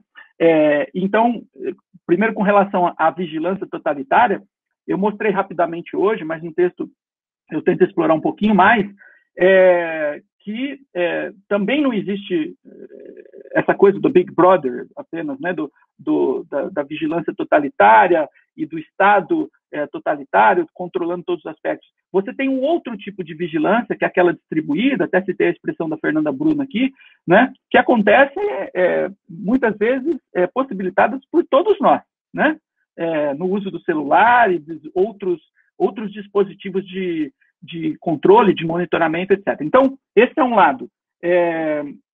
E, como eu disse, o outro não dá para se falar numa coisa ou outra. Essas coisas estão acontecendo simultaneamente, e acho que aquela noção, o entendimento de arranjo sociotécnico, ou melhor, dos diversas possibilidades de arranjos sociotécnicos que se sobrepõem, geram conflitos, alianças, lutas de interesse, e principalmente nesse caso desses dois cenários que você disse, uma simetria. Acho que isso representa um pouco melhor o que está acontecendo. E essa simetria, ela é em desfavorecimento desse empoderamento social, né? E, sei lá, o que a gente busca primeiro como pesquisador, é entender essas perspectivas todas, essas assimetrias, e talvez com um pouquinho de espírito ativista, a gente também tenta colocar um outro equilíbrio, ou repensar e reorganizar esse desequilíbrio, né, em termos de poder dessas... isso se a gente colocar esses dois cenários, mas como eu estou dizendo, não é assim, né, acho, um ou outro, é uma multiplicidade de arranjos e de possibilidades que se colocam aí. Eu não sei se respondi, mas acho que os pontos que você colocou foi mais para a gente refletir um pouco, né, e discutir. Por favor, agora a Cibele. Cibele? Tá bom. Tá dando para ouvir? Sim. Tá, perfeito. Oi, Rodrigo, parabéns pela pesquisa, é um prazer te ouvir, estar aqui com você e ver que, enfim, frutificou, né? É sempre muito legal ver alguém que estudou, enfim, no IAL, ou no SAP, no antigo SAP, tem uma carreira, tem uma vida acadêmica, e agora forma a gente, enfim, eu acho muito, muito legal. Eu queria colocar algumas dimensões, enfim, depois a gente conversa pessoalmente e tal, mas eu queria te perguntar se você está usando como a noção de margem da Venadas, ou não, né? Porque essa é uma noção que seria muito legal para você. A Venadas é uma antropóloga indiana, ela vive nos Estados Unidos, né? E ela trabalha com a noção de margem, exatamente porque o que é a margem? A margem é exatamente onde o Estado se faz com mais violência, onde se produz o Estado com mais violência. Portanto, então, a margem não é o que está marginalizado ou excluído. A margem é o lugar do experimento e da força e da violência do Estado. E dessa perspectiva, eu acho sim que você está trabalhando com as margens, E acho que é extremamente interessante trabalhar exatamente nessas margens, onde o que, a meu juízo, o que você está fazendo é menos empoderamento e mais disputa, ou seja, viabilizando uma disputa, vamos dizer, de poder, uma disputa de narrativa, uma disputa de leitura do mundo, né? E essa viabilização, ela é fundamental. Agora, é evidente que ela é também ambígua, né? Por quê? Porque ao produzir dado, você produz controle, inevitavelmente, né? Então, você tem uma longa história, uma longa bibliografia, sem querer te dar aula de jeito nenhum, longe disso, né? Estamos aqui conversando como iguais. Se você, vamos dizer, a produção do dado é a produção da política, sempre, né? E a produção do contradado é, em última instância, a produção de algum grau de possibilidade de disputa no âmbito dessa política, né? Mesmo o COCOSAP passa um pouco por aí. E isso eu acho que é fundamental quando a gente vincula a exceção, sobretudo porque nessa sua última frase, você falou, bom, eu estou procurando a dimensão decolonial, né? Muito bem, você está exatamente no limite entre biopolítica e necropolítica. A noção de necropolítica vinculada aos territórios de exceção é, sem sombra de dúvida, uma noção que pensa a colonialidade na produção de uma exceção permanente que vira regra, né? Na produção de uma política continuamente da morte, continuamente do extermínio, continuamente do genocídio, né?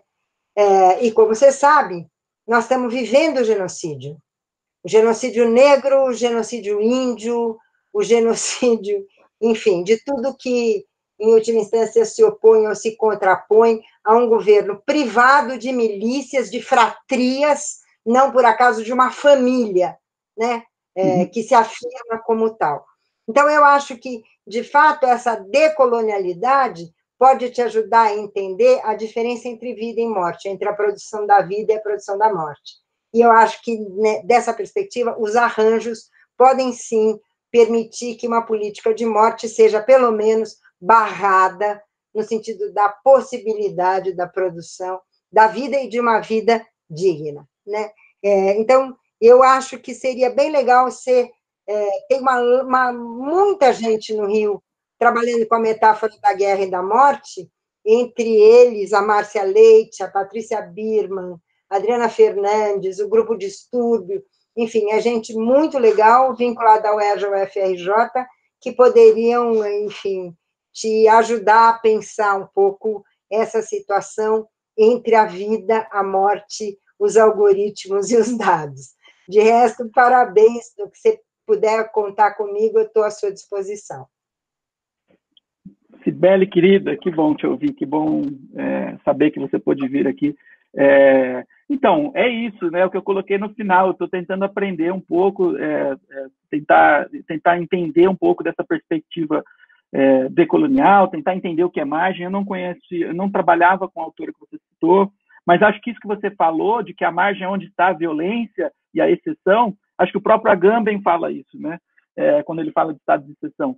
Então, para entender essa coisa do território de exceção, eu comecei por um outro portal, por um outro caminho, pelo Rogério, como eu coloquei no começo, né?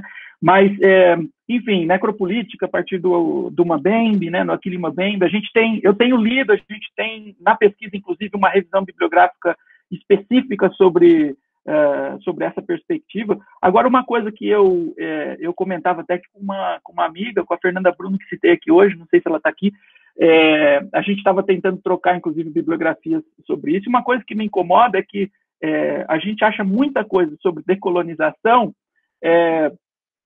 escritas por pessoas do norte, né?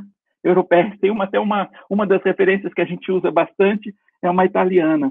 Então, isso também é um outro desafio, encontrar autores que têm esse lugar de fala também, né? Foi o Norte que nos nomeou como Sul Global. Antes disso, a gente era América Latina mesmo. Exatamente. Mas é isso, agradeço aí os seus comentários. E, assim, só para dizer, eu não estou fazendo nada, quem está fazendo são eles, né? Os grupos que estão lá no território, né? Eu só estou observando. E agora, de alguma forma, em algum tipo de parceria, né? Que a gente ainda não sabe muito bem o que é. Mas quem faz são eles, quem promove essa busca por um mínimo de simetria são eles. Quem resiste à necropolítica são eles, né?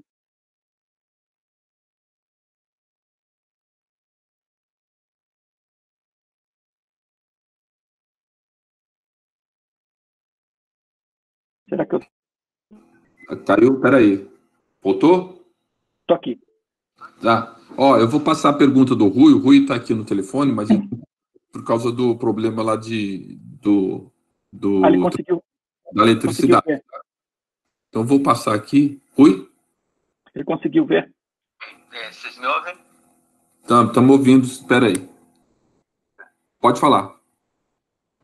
Tá, Rodrigo, é um prazer estar aqui de novo com você. Está ouvindo? Aconteceu algo... Posso continuar? Pode, está certo. Tá.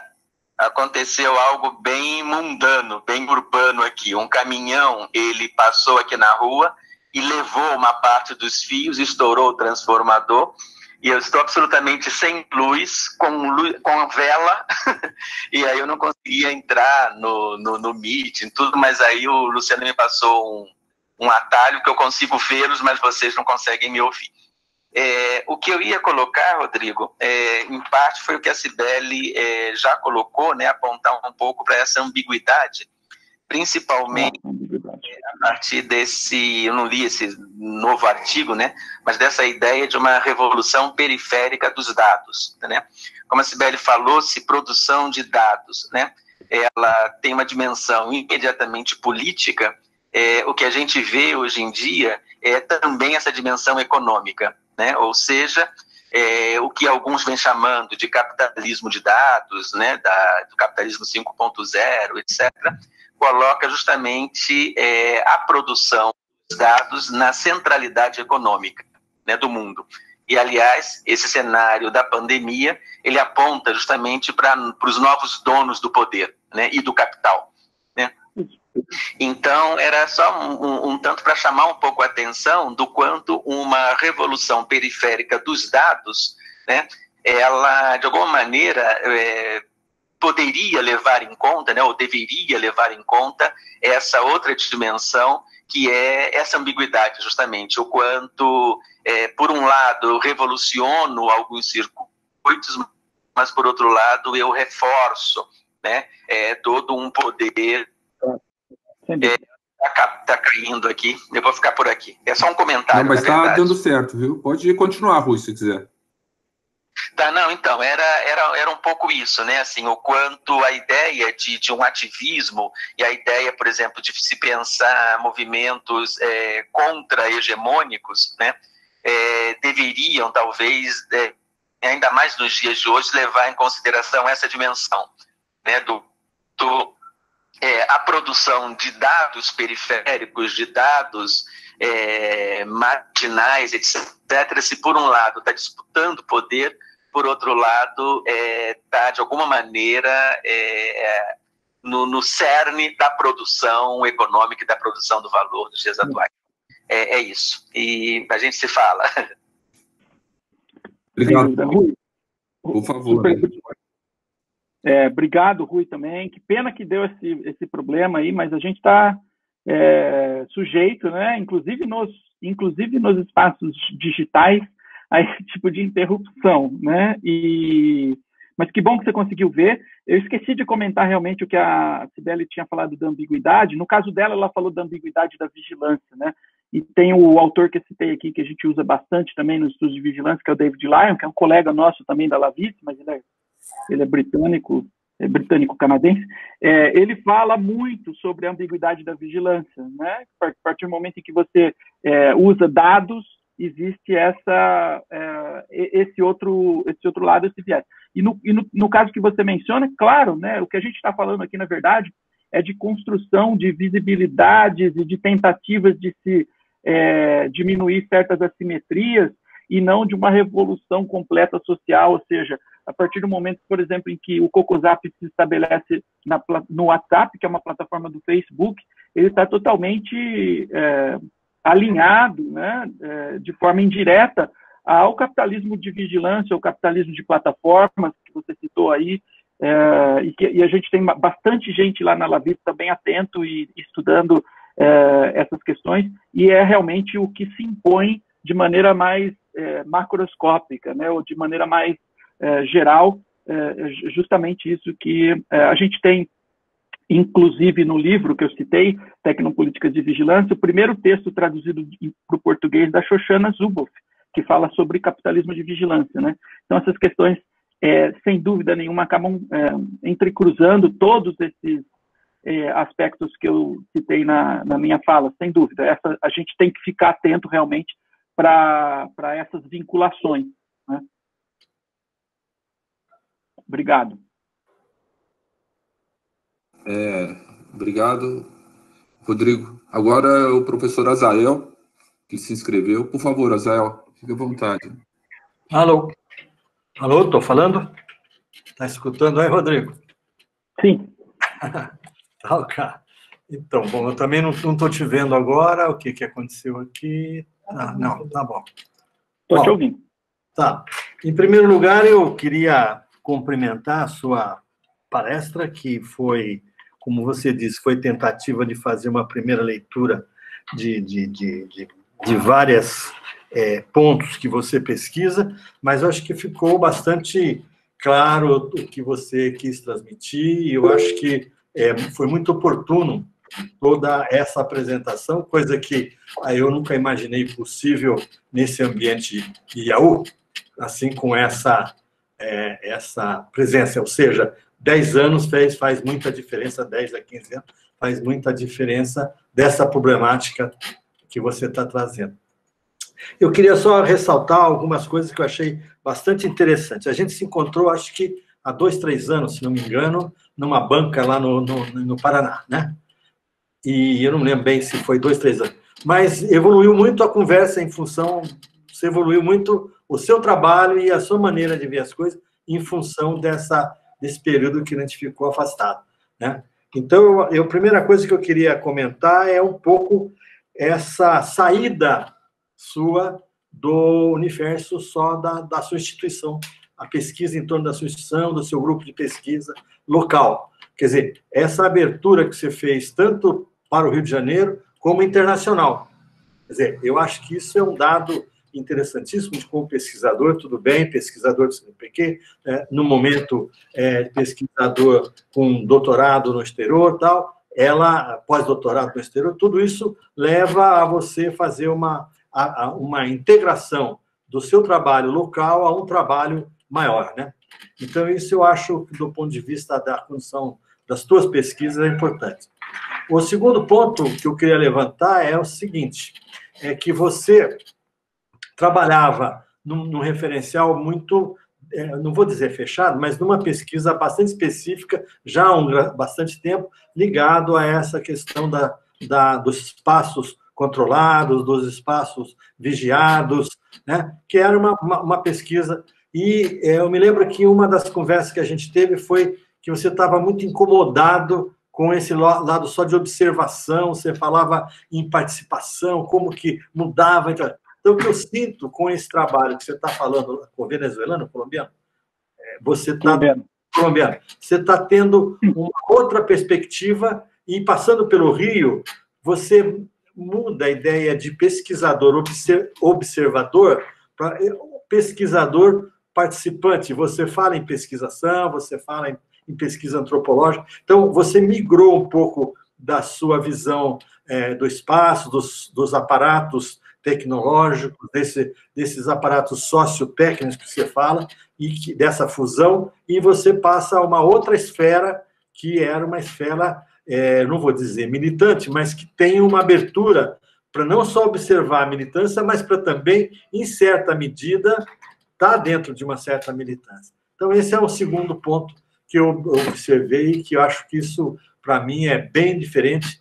Agora, aí a terceira questão, eu acho que são os seus referenciais teóricos, que apesar de você falar, não, é uma tentativa epistemológica, mas, na realidade, você já tem uma certa solidez nesse caminho que você caminhou, nesse caminho que você está percorrendo, de trabalhar, incluindo aqueles métodos e técnicas de observação, de pensar as novas tecnologias, e você trabalhando com as práticas sociais, com observação de resistência, com uma nova problemática ligada à ação disso que você chamou de práticas à margem, né?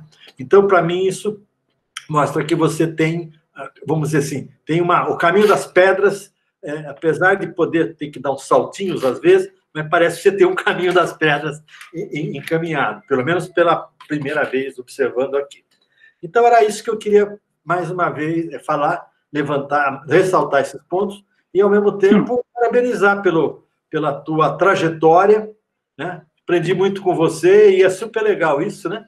Se algum dia eu te contribuí lá atrás, agora você contribui muito para mim perceber novas relações, e aquele ideal que a gente tinha de entender e como que se passava no plano do social, essa relação tecnologia e práticas sociais, você está bem imerso nelas e tem coisas mais sólidas para apresentar hoje que a gente tinha na época. Parabéns e bom caminho, bom percurso. Obrigado. Obrigado. Posso? Por favor, Rodrigo. Luciano, então, é óbvio que o Azael, quando fala, me deixa emocionado, porque está presente ali na minha origem como um acadêmico, como pesquisador. Ele, como ele disse, eu realmente devo muito a ele. Inclusive, como orientador hoje, tem muita coisa que me inspira na relação que construí com ele, né? No fato, como trabalho com os meus orientandos e tal. Então, ouvir o Azael nessa conversa é um prazer realmente. Como todos os outros aí, o Azael tem essa coisa muito especial. É uma pena que o EURB não pôde continuar, uma pena que eu não pude continuar por aí com o EURB, mas acho que é isso, né?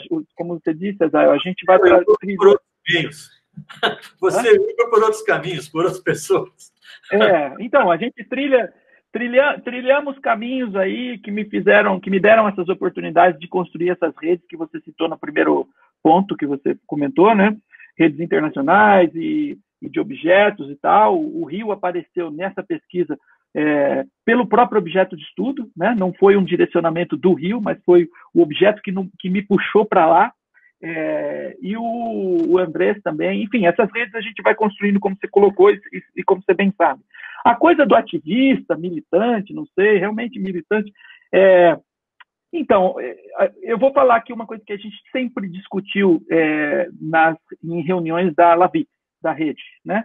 Que ali a gente tem uma rede absolutamente multidisciplinar, em todas as áreas do conhecimento, em termos de, principalmente sociais, aplicadas e humanas, que você possa imaginar. E o que a gente não queria era criar uma rede fechada apenas de acadêmicos, discutindo apenas os nossos mundos universitários de pesquisa. Então, houve, e aliás, esse esforço nem é o maior por minha parte, mas dos meus colegas ali, das minhas colegas, em uma tentativa em atrair artistas, atrair principalmente redes de ativistas, né? E acho que isso, eu sempre dizia no começo, eu dizia, gente, eu não sou ativista, eu não sei fazer isso, né? Mas a gente vai se envolvendo e vai se misturando, eu continuo não sendo ativista, mas eu tenho essa ligação, que eu acho que a gente está construindo nessa pesquisa, que eu tenho um carinho muito... Né, o carinho é um carinho também, não é apenas o envolvimento profissional. Eu tenho um carinho pelas pessoas que eu tenho contato no Data Lab, tenho um carinho por essa relação que a gente está construindo, que é de pesquisa profissional, mas também é de afinidades de sentimentos e tal. E eu acho que isso tudo foi me construindo dessa maneira, né? Mais pesquisador do que ativista, mas um pesquisador que olha para esse lado do ativismo.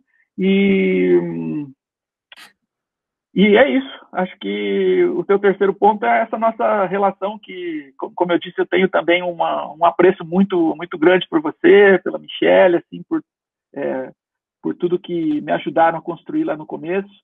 E é muito bom ver vocês por aqui. Obrigado pelos comentários. Agradeço. Um abraço. Rodrigo, tem mais uma pergunta aqui pelo chat, mas eu gostaria de perguntar à pessoa, o Guilherme Scheid, se ele quer fazer pelo microfone a pergunta. Eu acho que você ficaria mais à vontade. Por favor, Guilherme. Tá?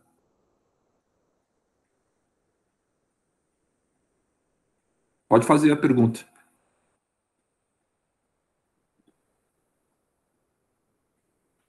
Se não estiver funcionando o microfone dele, acho que eu consigo ver aqui no chat que ele colocou. É que ele precisa... não está. Não está. Tá bom. Ele pergunta o seguinte, né? Ele fala, Guilherme, pesquiso a relação da educação no meio urbano smart. Essa relação, na sua visão, pode distanciar esse imaginário do determinismo tecnológico dentro do espaço urbano tipo smart? Ou de que maneira a educação pode distanciar esse determinismo do espaço urbano smart? Eu não sei se entendi direito a sua pergunta, Guilherme, mas assim, eu acho que para começar, o determinismo tecnológico é um tipo de visão, né? É uma maneira pela qual a gente entende as relações entre tecnologia e sociedade, né? E o que eu dizia no começo da minha fala é que eu procuro fugir desta perspectiva, que eu chamei de positivista, em dizer que há um determinismo tecnológico, que eu acredito que não haja, eu acredito que na tecnologia como uma construção social histórica. Então, assim, a partir do momento em que eu tenho essa compreensão, me afasto dessa visão, e o que eu uso de referências é justamente o que eu coloquei ali, né, no campo da ciência, tecnologia e sociedade. Em português, no Brasil, a gente chama de CTS, em inglês você vai achar por STS, né, Science and Technology Studies, por exemplo, Bruno Latour na teoria Torrede, que são teorias que ajudam você a ter essa compreensão da tecnologia como parte de uma construção social histórica, que eu acho que é importante. Se você está estudando educação, eu acho que a partir do momento que você já coloca o smart, você já coloca isso dentro de uma caixa preta, né? A primeira pergunta que a gente faz é, o que é smart? Que eu tentei até, meio que pela periferia da minha fala hoje, até tentei desconstruir um pouco isso e fiz uma referência a isso no final, né? O que pode ser a inteligência urbana, por exemplo. Então, acho que a primeira coisa, eu procuraria entender melhor o que você está chamando por smart e também buscaria referências nessas outras perspectivas teóricas para compreender a relação tecnologia e sociedade. Eu não sei se era isso que você perguntou, mas é isso que eu entendi ali do teu comentário.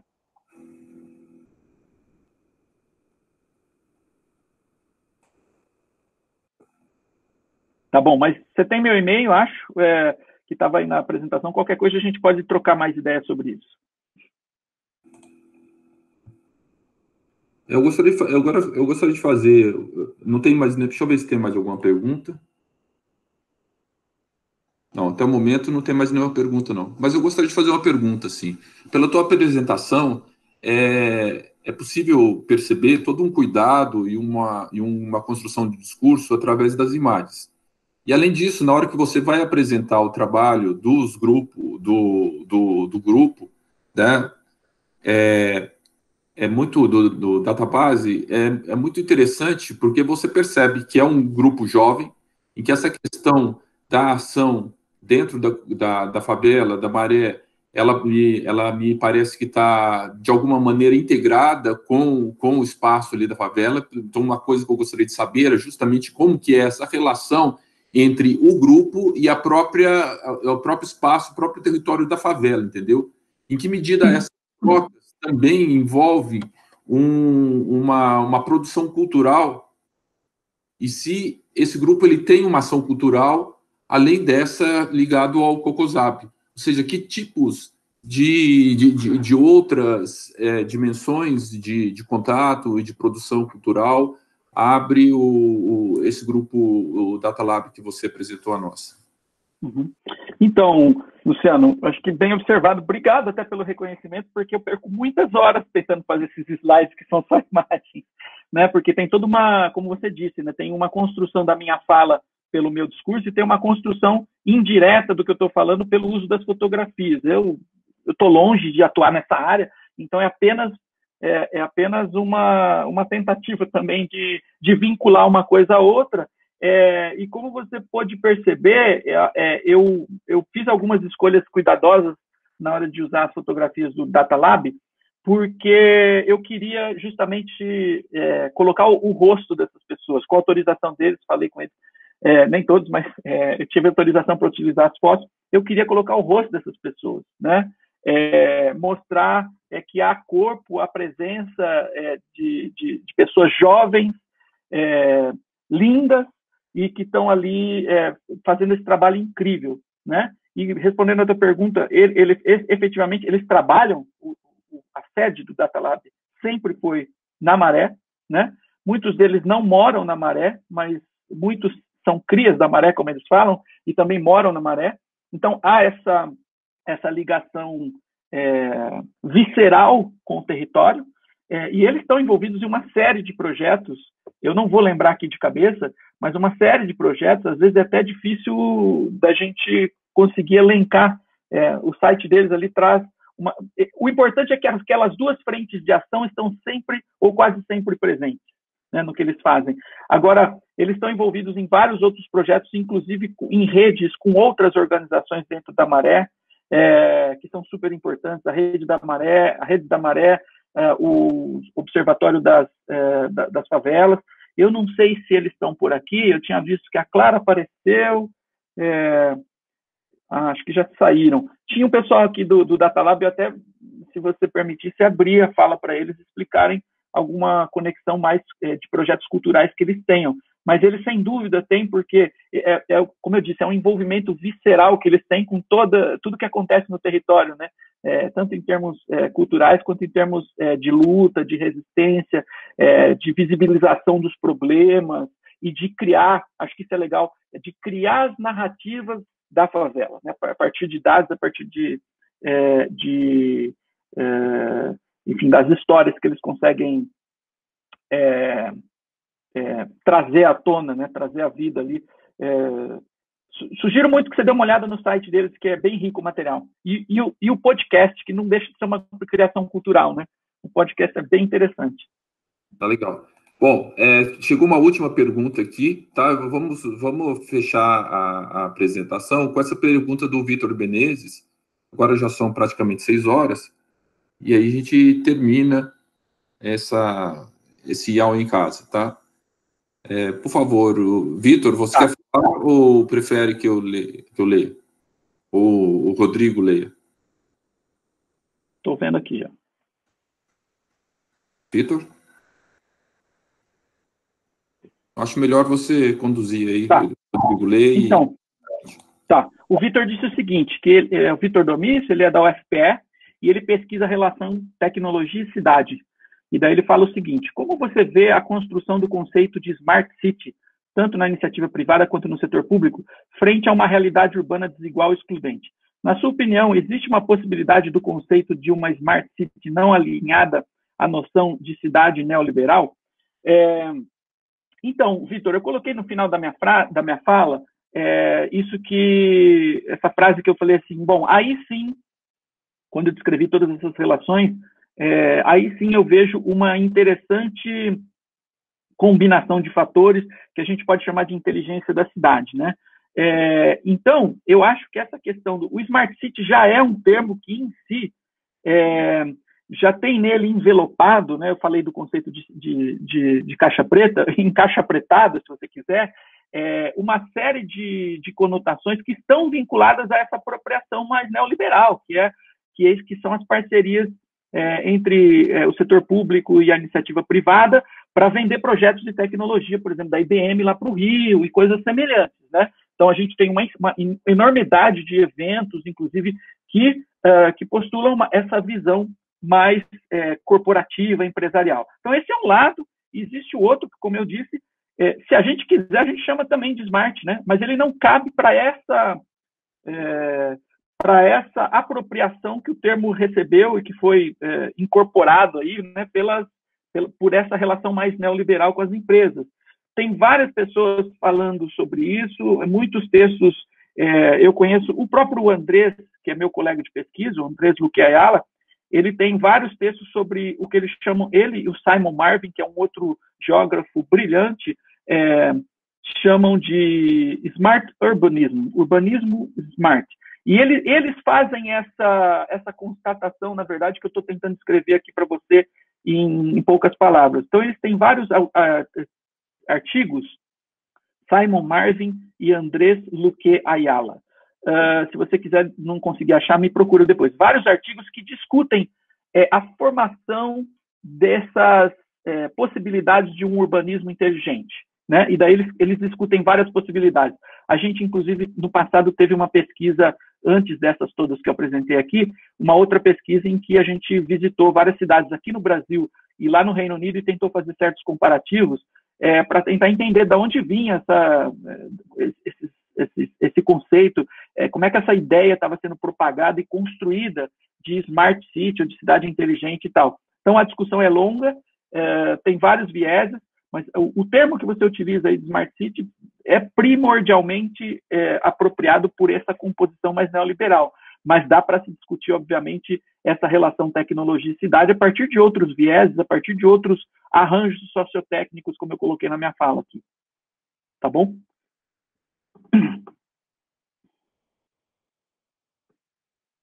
Bem, são quase 6 horas, tá? 7 horas. Quase 7. Quase 7 horas, tá? Bom, mas aqui só temos alguns novos agradecimentos, mais nenhuma pergunta. Então, eu gostaria de agradecer, em nome da CSEX, em nome da diretoria do IAL, por você ter participado desse IAL em Casa, que é esses encontros que a gente está realizando durante esse período de reclusão, de pandemia, né? De 15 dias. Então, muito obrigado, Rodrigo, foi ótima a sua fala, eu acho que ela abriu frentes, assim, de reflexão e de trabalhos, inseridos dentro de comunidades de uma maneira bastante surpreendente e desconhecida para nós. Eu acho que isso nos faz pensar nessa dimensão da vigilância e do controle sobre uma perspectiva que traz as ambiguidades, como o Rui e a Cibele colocou, mas, ao mesmo tempo, ela apresenta uma alternativa que parece que ela se dá em função da própria condição técnica que ela se impõe de uma maneira hegemônica, e isso, não digo propriamente uma alternativa política, mas ela faz parte de uma cultura que está extremamente fincada numa base digital, tá? E nos faz pensar que não tem como se abdicar disso. É uma frente mesmo que ela nos coloca uma série de interpretações e de possibilidades e que deve ser ocupada, entende? Ela deve ser ocupada mesmo, tá? Bom, é isso. Alguém mais quer colocar alguma outra questão? Ô, Luciano. Eu deixo a palavra aí para fechar para você. Tá, eu só vou, na verdade, agradecer novamente e dizer que é bem interessante ouvir você dizendo isso, porque o Azael vai lembrar disso, que quando ele começou o EURB lá atrás, o próprio Marcelo Tramontano e essas questões começaram a ser colocadas aí no antigo SAP, hoje IAL, né? Essas pesquisas eram olhadas com muita desconfiança na área da arquitetura e do urbanismo, né? E é bem interessante você dar esse depoimento dizendo que o quão inevitável é a gente entender essas relações todas hoje, né? Então, é isso. Foi um prazer, realmente, um prazer triplo, duplo, sei lá, de falar da minha pesquisa e de ver todo mundo que eu tenho muito carinho aí. Foi muito bom mesmo, Espaço.